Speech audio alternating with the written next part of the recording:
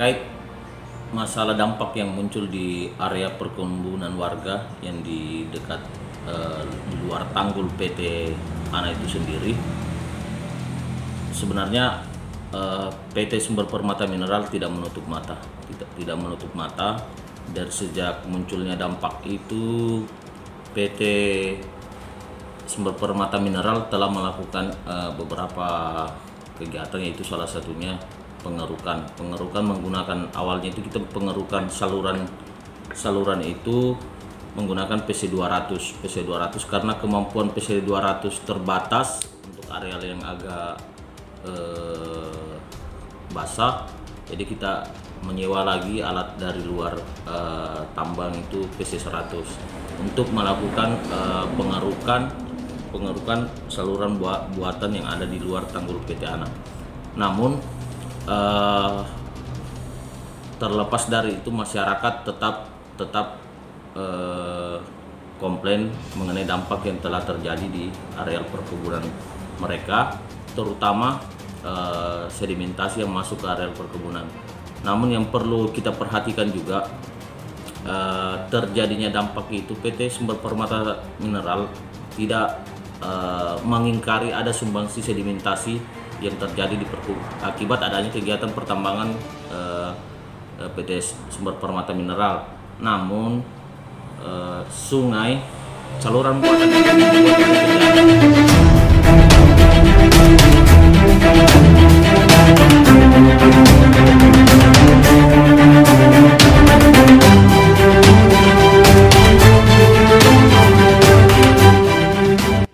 sebenarnya aliran air itu tidak mengalir ke situ, namun karena adanya pengalihan sungai yang dilakukan oleh PT ANA entah tahun berapa itu, akhirnya sedimentasi yang terbawa dari izin lokasi kami itu masuk ke areal perkebunan warga.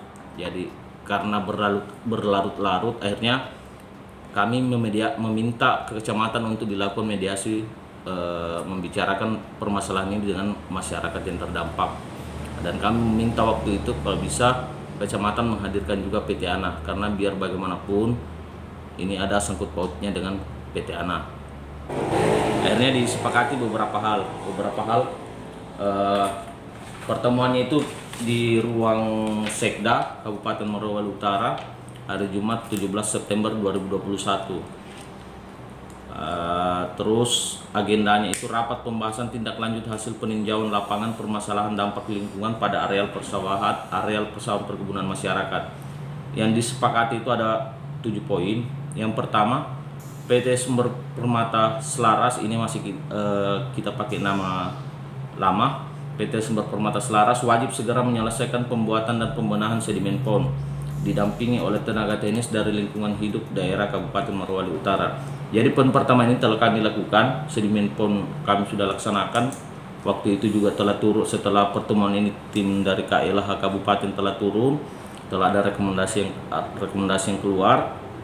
Terus yang kedua, PT Sumber Permata Selaras dan PT Agronusa Abadi wajib melakukan pembenahan dan perawatan saluran air secara berkala dan terus-menerus, dan perlu dilakukan monitoring oleh Dinas Lingkungan Hidup Daerah Kabupaten Morowali Utara. Nah, ini perawatannya ini kami berkomitmen akan melakukan perawatan. Jadi tahap sekarang ini kami lagi mencari PC kecil, kemungkinan kita cari PC 50 untuk melakukan mengurangi sedimentasi yang masuk ke kebun warga.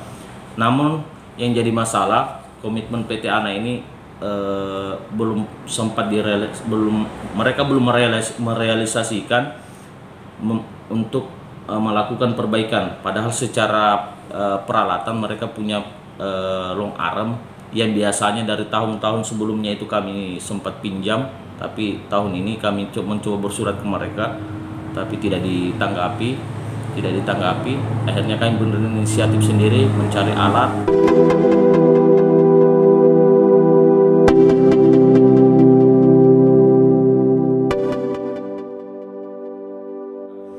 Namun yang kami kecewakan, komitmen PT ANA, padahal kita sudah sepakat di kantor Bupati itu, malahan tertuang di berita acara kesimpulan rapat bahwa PT ANA akan berkomitmen akan bersama-sama melakukan pembenahan, namun sampai saat ini belum ada yang dilakukan. Terus poin ketiganya, PT Agronusa Bali akan melakukan perbaikan dan perawatan jalan tanggul. Nah, ini tanggul ini yang perlu kita tahu, tanggul ini mereka yang buat. Sebenarnya bagus untuk akses perkebunan. Positifnya untuk akses masyarakat yang punya kebun di belakang untuk mengeluarkan hasil berkebun mereka. Cuman negatifnya saluran itu di luar tanggul. Akhirnya pada saat terjadi intensitas hujan tinggi, Sungai Mohon ini meluap, Sungai Tete Dongka yang mengalir dari tambang kami juga meluap. Akhirnya yang kena dampak masyarakat. Terus yang poin keempat, pemerintah Desa Ungkea agar segera mengajukan proposal pembuatan jembatan kepada PT Agronusa Bali. Jadi ini sebenarnya ada permasalahan Desa Ungkea sendiri dengan PT ANA, karena yang saya dapat informasi waktu itu dari pemaparan kepala desa waktu pertemuan, mereka komplain karena Desa Ungkea dikeluarkan dari Desa Lingkar Sawit. Jadi embel-embelnya mungkin saya kurang copy. Jadi terus yang poin kelima, Dinas Lingkungan Hidup Daerah Kabupaten Morowali Utara akan melakukan pemantauan secara berkala terhadap pengelolaan lingkungan oleh perusahaan perkebunan maupun pertambangan sesuai dengan ketentuan yang berlaku. Jadi KLH kemarin memang sudah sempat turun, sudah 2 kali. Cuman kalau untuk areal yang terdampak di bawah saya belum copy apakah mereka sudah sempat turun. Poin keenam, terkait permintaan kompensasi akibat endapan lumpur pada kebun warga, masyarakat akan diatur tersendiri oleh PT Sumber Permata Selaras dan petani yang terdampak secara langsung dimediasi oleh Camat Petasia Timur. Jadi poin ke-6 ini sebenarnya inilah dasar utama kenapa masyarakat komplain awalnya, karena mereka merasa dirugikan karena susah panen, sebagian ada yang mati. Tapi PT Sumber Permata Selaras tidak menutup mata, tetap mengikuti dan sampai saat ini kita sudah menyelesaikan apa yang menjadi kesepakatan di poin ke-6, tali ASI untuk warga masyarakat yang terdampak. Kita sudah lakukan perbaikan, kita memberikan tali ASI kepada kebun warga yang petani yang terdampak. Kami tidak menutup mata dari hal itu, makanya kami turut andil membersihkan, terus memberikan tali ASI yang terdampak. Namun dalam hal ini kami harap PT ANA juga ikut turut andil, karena kesepakatannya ada di dalam kesepakatan pertemuan di kantor Bupati pada hari Jumat tanggal 17 September 2021. Mungkin itu saja mengenai dampak yang muncul. Jadi harapannya ke depan semoga tidak terjadi lagi.